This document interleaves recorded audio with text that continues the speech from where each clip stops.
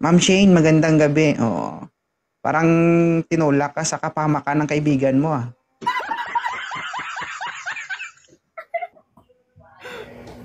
Kayong mga babae, no, bakit ang hilig niyong isubsob ang mukha niyo sa kamera? Single ka ba, ano, Shane? Yes. Yes. Oh, deserve. Ilang taon ka nang single, Ma'am Shane? Matagal na. Matagal. Taon ang tinatanong ko, ma'am. Hindi ko tinatanong kung saglit lang o matagal na. Hi, Lance. Ilang taon? 2 years. Hmm? 2 years. 2 years. Oo. Naghahanap ka ba? Siyempre. Sisipain ko na tong bata mo dito, Jen. Basa ng comment. Ano bang nakukuha mo sa comment section, di ba? Napansin mo ba, Ma'am Shane? Dalawa lang tayo dito. So, mag-usap muna tayo. Okay lang ba? O mamaya may chance ka magbasa ng comment kahit ikaw ang tagabasa dyan sa baba. Oo. 3,300 dyan sila. Magsawa ka dyan mamaya sa kapagbasa.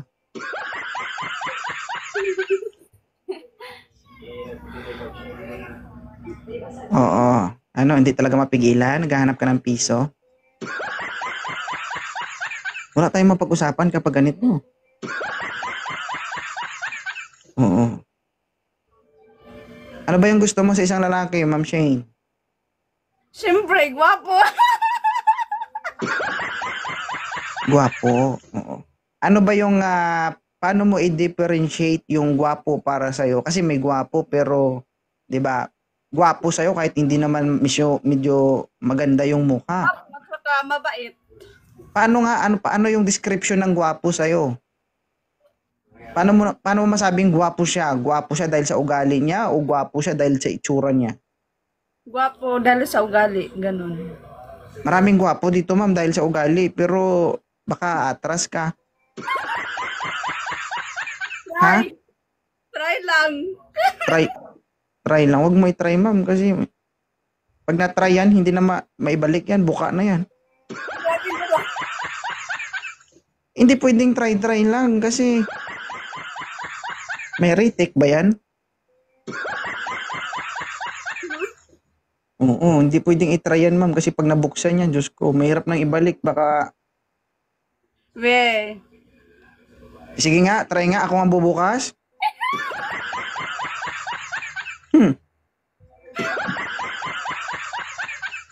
Pag binuksan ko yan, magsisisi si Jen na pinakyat ka niya dito.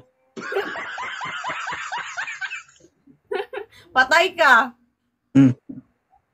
Ma. Oh guys, ilang taon na si ma'am? 23. 23, batang-bata. May anak ka na? Walang anak to guys ha. Oo, pero imposible naman kung hindi pa nakatikim ng luto ng Panginoon ito. Baka ilang boyfriend ka na at the age of 23? 3. 3. Huwag ka dumikit sa camera, ma'am. Atras ka doon. Parang Ito, tayo ko ah. Wait. mahirap kausap yung babae talaga guys. Oh. Ganon?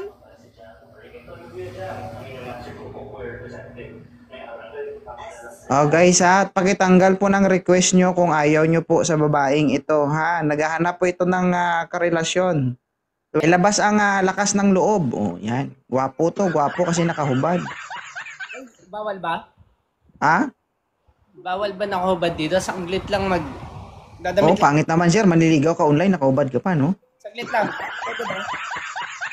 Okay na yan sir. Okay, nandyan na eh. Oo. Ma'am, okay lang to ma'am? Si Sir Tanupo? Okay lang. Mm-mm. Parang Sige. napipilitan nata si ate. Hindi naman. Tagasan ka pala? Ilan taon ka na sir, Tanupo? 34. 34. May anak ka na? Ha? May anak? May anak ka? Meron. Ilan? 3. 3.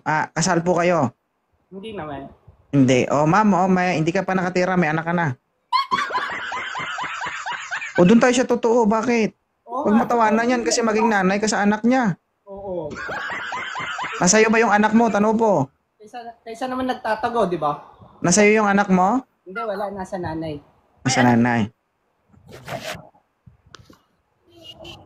Ano, Ma'am Shane? Okay na ba to si Tanupo? Okay naman. Parang napipilitan natin. Di wag na lang. Tagasan Una. ka? Tagasan ka?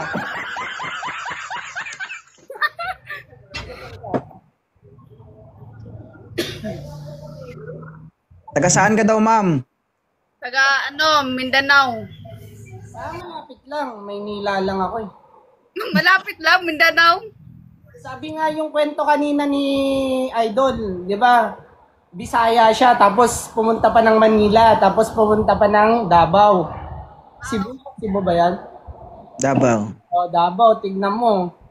Di ba kung talagang gusto mong puntahan, pupuntahan mo yan. Di ba? Ano, Ma'am? Saan ka sa Mindanao, Madam? Sa Butuan City. Butuan daw, sir. Hi, sorry. Ilan sakay ba yon pag galing Maynila? Isang lang. Magsakay ka ng aeroplano. Aeroplano, tapos airport, tapos malapit na dun sa inyo. Oh, malapit lang pala eh. Oo, 3,000 lang pamasahe nun. Taglit lang yun, di ba? Oo. Basta Pero ugaliin nating maging seryoso. Baka uwi ka na walang ulo. naman, Ha? seryoso syempre. Oo. Matatapang ba tao dyan? Hindi naman. So, walang mangyayari kung wala tayong ginagawang masama. Pero, siyempre, hindi mo lugar yun, Ton. Hindi mo alam yung isip ng tao. Babae man ang pupuntahan mo. Di ba? Kaya nga ako nagpakatotoo agad eh. Baka mamaya, pag andun na, tsaka tayo magka-problema. Di ba? Oo, baka mamaya pagpunta mo dun, may dala kang embutido. Baka pag uwi mo, lumpia na yung embutido mo. Totoo nga. Mag-ipon. Pero Mag-ipon. gusto mo talaga si Ma'am Shane? Oo naman. Mm-mm. Bakit ba pa ganun?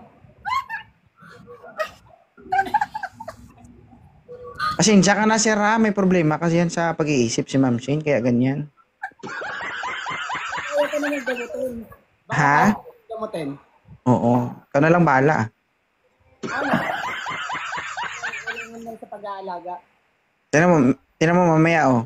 Pansin, pipitik. Gaganon na naman yan, no? Kinontrol bigla, no? Mukhang may binabasa siya sa comment section nata. Wala. O, ano na, Ma'am Shane?